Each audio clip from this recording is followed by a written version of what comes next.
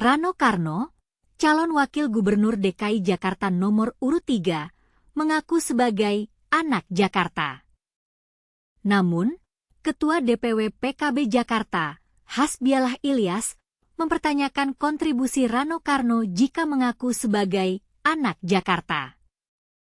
Rano pun mempertanyakan balik wawasan Hasbialah dengan mengatakan bahwa mungkin Hasbialah jarang membaca dan banyak duduk di meja. Rano juga membeberkan hasil kerjanya selama memimpin Banten. Dia mengatakan bahwa Banten pertama kali meraih juara MTQ tingkat nasional saat dirinya menjabat sebagai gubernur Banten.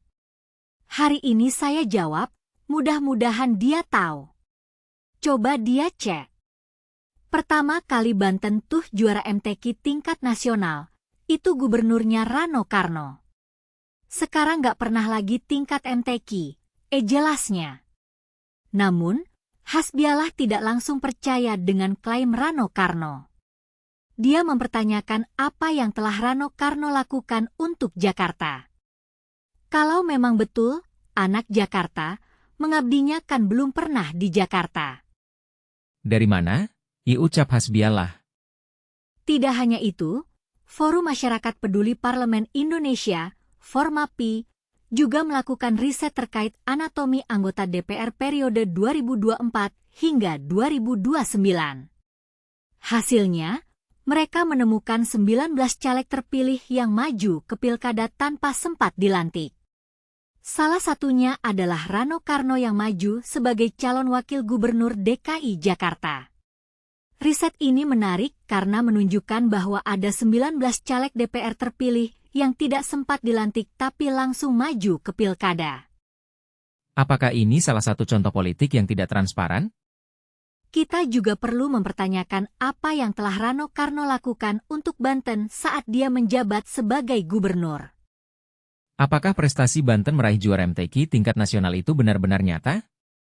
Kita juga perlu mempertanyakan bagaimana Rano Karno bisa mengaku sebagai anak Jakarta jika dia tidak pernah tinggal di Jakarta. Apakah ini hanya kampanye untuk menarik suara Jakarta? Banyak pertanyaan yang muncul dari pernyataan Rano Karno dan hasil riset Formapi. Kita perlu mencari jawaban yang jelas dan transparan agar kita tidak salah paham. Tidak hanya itu, kita juga perlu mempertanyakan bagaimana 19 caleg DPR terpilih lainnya yang maju ke pilkada tanpa sempat dilantik. Apakah mereka juga memiliki prestasi yang sama seperti Rano Karno? Kita perlu mencari jawaban yang jelas dan transparan agar kita tidak salah paham. Kita perlu memastikan bahwa para calon pemimpin kita memiliki prestasi yang nyata dan tidak hanya berbicara kosong. Bagaimana pendapat Anda tentang pernyataan Rano Karno dan hasil riset Formapi? Apakah Anda setuju dengan klaim Rano Karno sebagai anak Jakarta?